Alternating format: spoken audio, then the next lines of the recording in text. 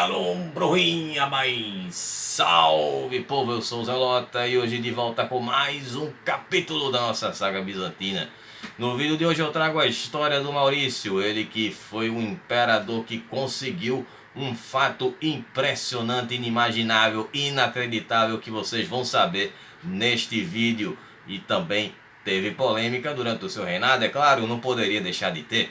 Mas antes de eu começar a contar essa história, não esqueça de dar um tapote nesse like e compartilha com a galera que ajuda demais o canal a crescer. E você que chegou agora aqui por acaso, tá em casa, tá isolado, nesse isolamento social, aproveita aí e dá uma conferida aqui nas nossas playlists. Aqui eu trago um conteúdo de história antiga, tem várias civilizações do Ocidente, do Oriente, tem Ásia, tem África, tem a nossa saga romana, ao estilo Game of Thrones, com a história de todos os imperadores romanos. Se você sempre teve curiosidade de saber a história de todo mundo, aproveita esse tempo em casa e assiste aí que tem muita coisa legal. São 77 vídeos, hein, com toda a história de Roma. E aqui a saga bizantina é a sequência direta da saga romana. E também tem os nossos especiais de inscritos. A cada meta de inscrito eu trago um vídeo especial para vocês. E também vocês podem dar aí sugestões nos comentários. A nossa próxima meta agora é de 1175 inscritos. Conto com vocês, hein? Também me sigam no Instagram @Zelota, onde lá vocês podem participar das enquetes para a escolha desses vídeos especiais, saber das novidades do canal e também assistir ao meu vídeo que eu tenho lá, meu quadro que eu Curta com o Zelota, onde eu trago um conteúdo extra do canal, hein? Não é nada, não é resuminho daqui não. É coisa que eu não falei aqui, eu falo lá, hein? Então vale a pena conferir. São vídeos mais curtos, com 5 minutos de duração mais ou menos. Teve um que foi 10, mas tudo bem. Enfim, vamos lá começar sempre com a metodologia nada ortodoxa, com muitas imagens, muito conteúdo sem enrolação. Só no começo porque eu tenho que avisar essas coisas todas para vocês. Mas vamos lá que hoje tem muita coisa para falar. Hoje eu vou falar um bocado. Então se prepara aí, prepara aquele lanche e vamos nessa. Maurício, que governou ou reinou de 582 a 602, ele que se chamava Flávio Maurício Tibério, nasceu na cidade de Arabussos, que ficava na Capadócia, em 539. Ele que tinha um pai chamado Paulo, mas não se sabe se ele tinha algum histórico militar ou político, e um irmão chamado Pedro. Esse vai ter aí um envolvimento no reinado do Maurício.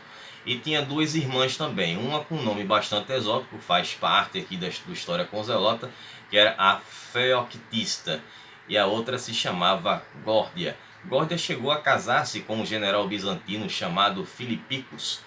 E aí, na sua história aqui, na história do Maurício, diz que ele tem uma origem grega e chegou em Constantinopla como um secretário de quem? Do Tibério, que foi o imperador que nós trabalhamos no último vídeo, né? O Tibério II, que na época o Tibério era chefe dos sentinelas. E aí, para quem está acompanhando aqui a saga bizantina, quem não viu, vai lá no vídeo do Tibério, vou deixar o card aqui em cima. Vai lá para conferir, para saber, antes de você assistir isso aqui, porque você não vai entender nada. E aí o Tibério foi elevado a César, ou seja, se tornou co-imperador com o Justino II no ano de 574. E aí automaticamente o Maurício foi promovido para a vaga que era do Tibério e se tornou ali um sentinela. Claro que os dois já haviam feito aquela amizade, né? Ficou aquela broderagem. E aí aconteceram aquelas famosas guerras bizantinas sassânidas, que se deu início ali por volta de 577, como eu relatei nos vídeos do Justino II e também no do Tibério II. Nessa época, o Maurício já estava no exército, né? Estava fazendo parte das histórias todas. E aí, nesse ano de 577, ele foi elevado ao cargo de chefe militar do Império Bizantino, mesmo sem ter essa experiência, porque ele acabou substituindo o Justiniano, que era aquele general que acabou fracassando em uma batalha que aconteceu contra os sassânidas. Lembrando que esse Justiniano tentou dar um golpe junto com Sofia, a antiga imperatriz, para derrubar o Tibério II, e ele também era primo do Justiniano, que foi imperador bizantino, que eu também já trouxe a história dele aqui no canal. Bom, então nessa época o Maurício também recebeu o título de patrício. Era comum, quando tinha essa elevação social, se chamava patrício, agora ele fazia parte ali da alta sociedade. Entre 577 e 582 houveram essas batalhas com vitórias para ambos os lados. Então o Maurício estava naquela de sucessos e fracassos. Claro que ele estava com medo de perder o emprego, assim como o Justiniano perdeu, né? Nessa época, o imperador Sassânida, que era o Cosroes I, ele acabou sendo... Ele morreu, né? No caso, ele foi substituído, claro, mas ele morreu primeiro. Então ele morreu e foi substituído pelo filho dele, que era o Hormizd IV. E aí Maurício quase conseguiu tomar a capital do Império Sassânida, que era a cidade de Cteifon, ou Cteifon, como eu já falei aqui no canal. Mas deu um problema, ele acabou sendo derrotado nessa batalha. Os sassânidas de alguma forma ficaram sabendo que Maurício estava indo até a capital do Império Sassânida, e aí eles destruíram a ponte do rio Eufrates, bloqueando o acesso à cidade. E aí aconteceu que Maurício teve que recuar. E aí os sassânidas, depois desse ataque do Maurício, resolveram revidar, atacando a cidade de Edessa, que era uma cidade muito importante para os bizantinos, porque ela servia também como uma produtora de grãos, né, que enviava ali grãos para o Império Bizantino. E aí aconteceu o seguinte: Maurício havia feito uma aliança com um rei que era chamado de um rei Gassânida. Não confundir com os sassânidas, eram gassânidas. Eles também eram de origem árabe. Era o Al-Madir III. Ele disse que Al-Madir III é que foi o culpado pelo fracasso. Os dois vieram brigando durante a viagem. Ambos haviam mandado uma carta para o Tibério II explicando o que aconteceu. E aí foi o seguinte: Maurício chega em Constantinopla, vai se encontrar com Tibério II e vai dizer o seguinte, que houve uma traição, apesar de que essa versão ela é bem contestada entre os historiadores. Ele havia falado dessa traição do Al-Madir III, de que o Al-Madir havia falado do plano para os sassânidas, fazendo com que aquela incursão fosse um fracasso. E aí tinham as questões ali por trás que eram pessoais com relação ao Maurício e o Al-Madir. Porque o Maurício via o Al-Madir como um cara mais experiente, então ele tinha mais experiência em combate, e também pelo fato dele ser monofisista. Essas questões de monofisismo e Nicéia vão durar muito tempo aqui no Império Bizantino. Então, como no caso ele era Al-Madir III, ele era um árabe, então no caso era um bárbaro, então era mais fácil, né, de acreditar nessa versão que o Maurício contou para o Tibério II, dele ter entregue esse plano sassânida, esse plano bizantino para os sassânidas, e seria uma versão mais fácil do Tibério II acreditar. E aí, como o Tibério II, que já era o imperador nessa época, ele apoiou a versão do Maurício. E aí Al-Madir acabou sendo preso por traição. E no ano seguinte dessa prisão, aconteceu que houve o início de uma guerra entre o Império Bizantino e os Gassânidas. Essa guerra vai levar os Gassânidas ao seu fim, ao declínio desse pequeno reino árabe. No ano de 582, Tibério ele ficou doente, né? Como eu contei ali no vídeo anterior, ele foi sendo ali envenenado aos poucos. E aí ele escolheu Maurício e Germano como seus possíveis sucessores. Germano, que também era parente do Justiniano. E aí ele ia colocar, no caso, eles como imperadores, novamente explicando uma coisa que eu falei lá no vídeo do Curta com o Zelota, explicando o título da capa do vídeo passado, que não é uma clickbait. A ideia do que o Tibério II queria fazer era ressuscitar o Império Romano e dividir, como assim foi feito pelo Constantino, Império Romano do Ocidente e Império Romano do Oriente. Então ele colocaria o Maurício como imperador do Oriente e Germano como imperador do Ocidente.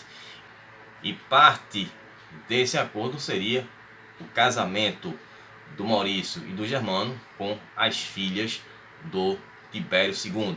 No caso, o Maurício casou-se com a Constantina, que era a filha mais velha do Tibério II, e Germano casou-se com Charito, que era a outra filha do Tibério II.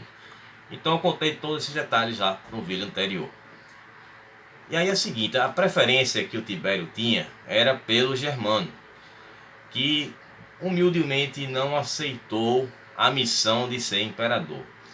E aí acabou que o Tibério teve que ficar com o Maurício como o imperador. A ideia seria deixar o Maurício como imperador e o Germano como vice, como César. E aí Tibério chegou a escrever um discurso, porém ele estava muito enfraquecido, já muito acometido da doença, ou segundo a versão que eu contei lá no Culta com Zelota, do envenenamento, e disse quem foi que fez, vai lá e assiste, e vale a pena. E aí ele fez esse discurso, mas ele não tinha nem forças para poder fazer a leitura desse discurso, passando o cetro para o Maurício. E esse discurso acabou sendo feito por um alto funcionário do Império. Inclusive essas palavras estão lá no último vídeo que eu fiz. E então Maurício se torna imperador e se casa com a Constantina, que com ela ele vai ter 6 filhos. E teria uma 7ª filha que dizem que é uma lenda. Mas enfim, eu vou falar desses filhos lá para o final do vídeo. Então ele pegou um império falido e em plena guerra contra os sassânidas. Era uma situação muito difícil. Estava pagando ali altos tributos aos ávaros, os eslavos estavam atacando os Balcãs, e ainda por cima o seu sucessor como chefe do exército bizantino, que era o João, conhecido como O Bigode, que era o apelido dele, já havia perdido de cara a primeira batalha contra os sassânidas. E aí entre 586 e 588, ele vai ter que lidar com essa questão dos persas e vai haver um motim dos soldados bizantinos que estavam se rebelando porque não estavam recebendo o salário, estava tendo um atraso. E aí era a chance que os persas tinham de vencer os bizantinos e acabar com essa guerra. Isso foi no fim de 588. Só que os próprios soldados que estavam ali fazendo uma greve acabaram lutando contra os sassânidas e venceram aquela batalha. E nessa vitória eles conseguiram derrotar o general sassânida, que era o Maruzas, e acabaram cortando a cabeça dele e levando até o Maurício. E aí os bizantinos também pegaram os espólios de guerra, o que conseguiu reabastecer os cofres bizantinos que estavam vazios desde a época do Tibério II, que deu dinheiro para todo mundo. E aí aconteceu uma aliança inesperada. No ano de 590, 2 irmãos partas, com nomes muito exóticos. Para quem assistiu aí a história do Império Parta, vocês sabem que os nomes eram complicados, né? Eu vou deixar a playlist aqui para você que ainda não assistiu, dá uma conferida lá que ficou muito legal, são 4 vídeos, foi uma mini saga sobre o Império Parta. Então eles se chamavam Vistran e Vinduin. Eu vou colocar aí na tela o nome deles, aí vocês, quem souber pronunciar aí, fica o desafio para vocês. Então eles derrubaram o imperador sassânida, que era o Hormizd IV, que era o filho do Cojós I, e eles colocam o príncipe persa Cojós II como o novo imperador. Inclusive o Cojós II participou de vários combates, inclusive naquela retaliação que aconteceu na Armênia. Porém existia um general persa chamado Brahman Kobin, ou Brahman Chobin, eu acho que é Kobin, deve ser assim que pronuncia. Ele era oposição desde a época do Cojós I, não gostava também do Hormizd IV, também não gostava do Cojós II, enfim, ele queria ser o imperador. E aí ele dá um golpe e derruba o Cojós II. E aí ele reivindica o trono e se torna o novo imperador. E o Cojós II não tem outra alternativa a não ser fugir para não morrer. Então ele foge do Império Sassânida e com ele os 2 irmãos partas. O que é mais surpreendente é o lugar que eles foram parar.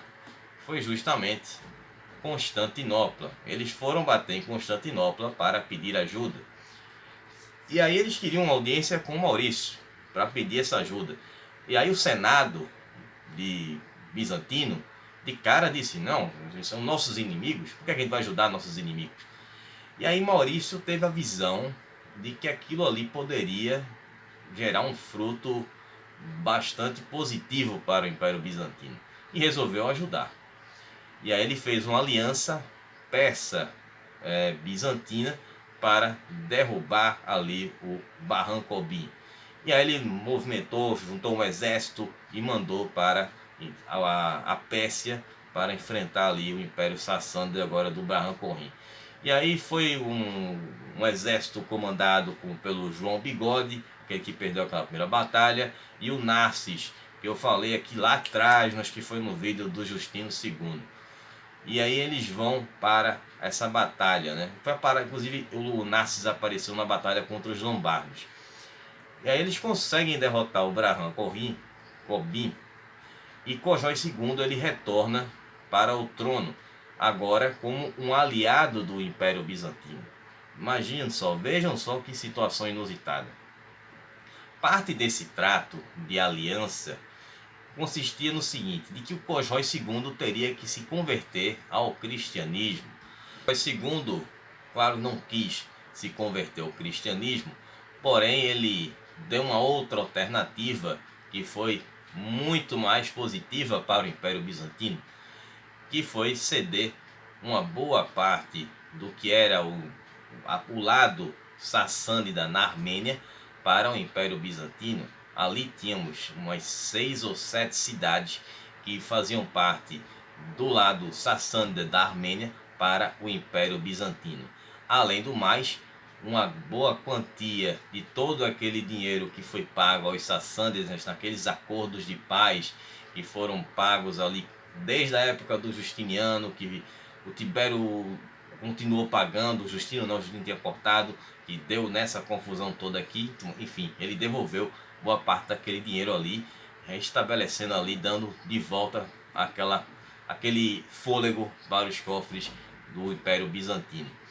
E aí o que aconteceu foi o seguinte: o Império Bizantino e o Império Sassânida estavam em paz agora perpétua, e o Império Bizantino conseguiu a maior extensão territorial que ele teve na sua história. Um outro fato importante de se falar aqui é que o Cojói II ele foi o último imperador sassânida, e como eu já mencionei aqui em outros vídeos, o Império Sassânida foi o último império persa antes da ascensão do islamismo. Agora tinha uma outra situação. Resolvido o problema com os sassânidas, agora tinha um problema nos Balcãs, com os ávaros e os eslavos. O que aconteceu é o seguinte: nas províncias dos Balcãs, os ávaros e eslavos estavam ocupando os territórios bizantinos. Então, após resolver essa questão com os sassânidas, Maurício voltou o foco dele para os Balcãs. E aí, em 591, iniciaram-se essas campanhas militares.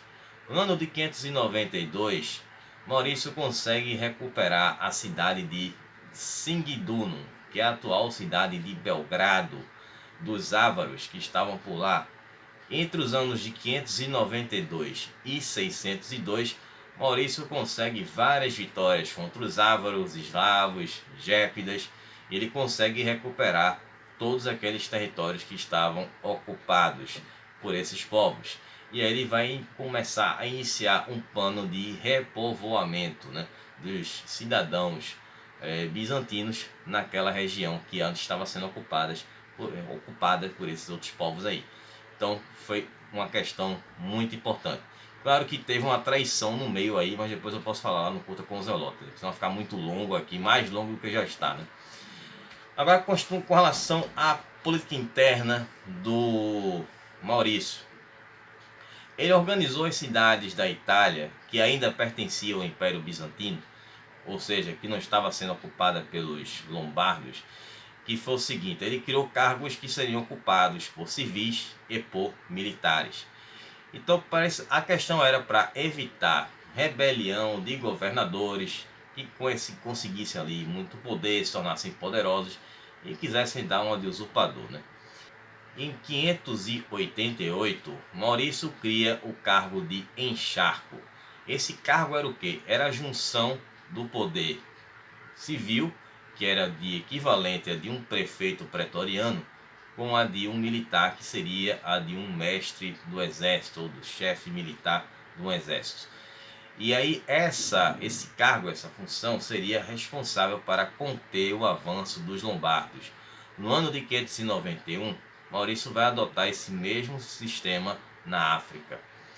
E aí Maurício, que estava começando a adoecer, começou a ter problemas de saúde, ele pretendia dividir o império entre os filhos dele. Ele tinha um filho chamado Teodósio, que era o filho mais velho. A ideia é que Teodósio governasse o leste, né? A sede em Constantinopla, no Império Bizantino. O outro filho que ele tinha se chamava Tibério, que iria governar o oeste em Roma como capital, já que Ravenna estava ocupada ali pelos lombardos.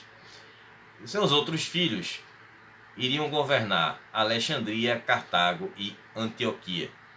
A ideia que o Maurício tinha era de refundar a tetrarquia do Diocleciano, mas esse plano não foi adiante e eu vou contar porque mais na frente. Fica até o final que tem muita coisa interessante ainda aí.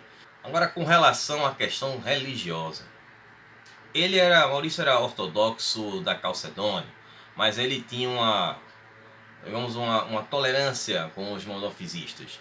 Então, com relação a isso, existia uma certa tranquilidade. Outra questão na religião foi que o Maurício teve um atrito com o Papa Gregório II, que defendia que os lombardos deveriam ser cristianizados, eles deveriam ser convertidos ao cristianismo e deveriam ser aceitos na sociedade, a convivência pacífica entre os povos, entre os lombardos e os romanos.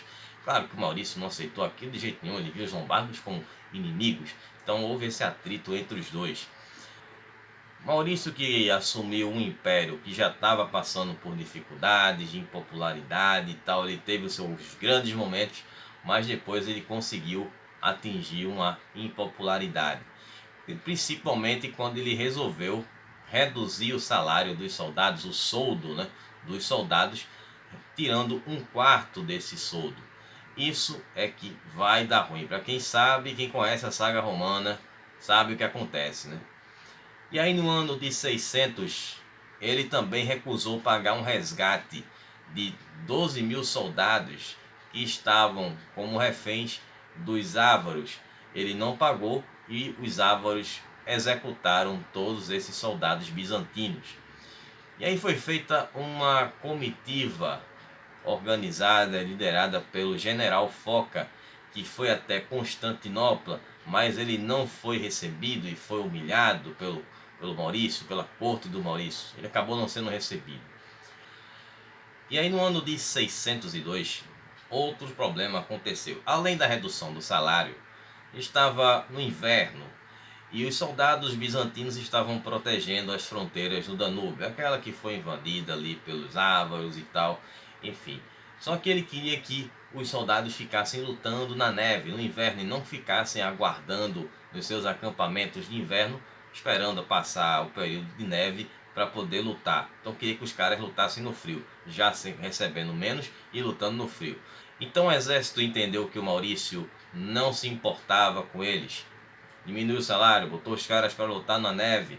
Então eles escolhem um líder para liderar essa rebelião, que a proposta era de depor o Maurício do cargo. Então eles escolheram Foca para liderar essa rebelião. E aí o seguinte, os militares exigiam que o Maurício abdicasse do trono e passasse o cargo para o seu filho Teodósio ou para Germano, que este deveria ter sido César, né? Segundo o projeto lá do Tibério II. Mas o Maurício vetou e o Germano ficou apenas como um general. Então tumultos começaram em Constantinopla, o exército estava indo para a cidade e o Maurício, obviamente, pensou numa única alternativa: fugir para não morrer.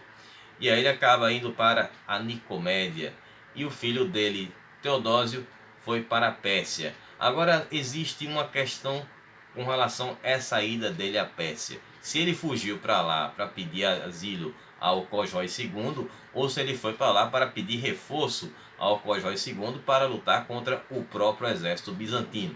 Mas enfim, o que aconteceu é que Foca chegou em Constantinopla, encontrou o trono vago e foi coroado como o novo imperador bizantino. E aí o que aconteceu com o Maurício e seus filhos foi o seguinte: todos os filhos do Maurício foram capturados, assim como o próprio Maurício. E aí os seus filhos, que se chamavam, vou dizer o nome de todos aqui, é um time: Teodósio, Tibério, Paulo, Justino, Justiniano. Todos eles foram executados na frente do Maurício. Logo em seguida, Maurício foi decapitado. Uma morte terrível. Ainda mais ver seus filhos sendo mortos na sua frente. Já as filhas do Maurício, que eram a Anastácia, a Teoctista e também Cleópatra, interessante, uma filha com o nome de Cleópatra, né? A última rainha do reino Ptolemaico. Vocês viram aí o reino Ptolemaico? Se você não assistiu, deixar o card aqui em cima, dá uma conferida lá. Tá muito interessante para vocês saberem como ficou o Egito com o legado de Alexandre o Grande. Enfim, história bem interessante, claro que tem Roma também lá. E aí elas foram poupadas, assim como a Constantina, a esposa do Maurício. Pedro, que era o irmão de Maurício, voltando a falar dele, que eu falei lá no começo do vídeo, ele estava ocupando um alto cargo de funcionário do Império, também foi morto. Enfim, foi assim que acabou essa história do Maurício. Conseguiu um grande feito de uma aliança inesperada com os sassânidas, mas acabou sendo morto pelo próprio exército. Então eu vou ficar por aqui neste vídeo, espero que vocês tenham gostado, que vocês tenham entendido. Agradeço muito a quem ficou até o final, ajuda demais o canal em termos de visualização, de tempo de vídeo. E claro, vocês acabam assimilando aí todo esse conteúdo de uma história muito interessante. Então é o seguinte, estarei voltando na segunda-feira com o Curta com o Zelota lá no IGTV. Para quem não tem Instagram, você tem Facebook, então também pode assistir por lá na minha página. É só você se inscrever aqui neste link aqui que está na descrição, e você vai bater lá na minha página no Facebook. É só curtir a página e você vai poder assistir a esses vídeos. Claro que você assiste também sem se inscrever, mas se você inscrever você recebe notificação. Mas enfim, e a enquete ainda está aí valendo até a segunda-feira, hein? Alamanos contra os burgúndios. Na segunda-feira irei anunciar quem é o vencedor. É só você ir na aba comunidade aqui no meu canal, na minha página principal do canal, e votar para qual desses povos bárbaros germânicos você quer ver aqui no História com Zelota. Então, me despeço de vocês, já que vocês que estão em casa aí nesse período de isolamento social, tá sem fazer nada, já cansou de ver os filmes da Netflix, aproveita e dá uma sacada nos vídeos aqui do História com Zelota, que tem muito conteúdo interessante de várias civilizações, muitas até pouco faladas aqui no YouTube, hein? Tem muito conteúdo interessante. Então, vamos embora. Um abraço, Zelota. A gente se vê na próxima quarta-feira com o especial de 1025 inscritos. Falou, pessoal!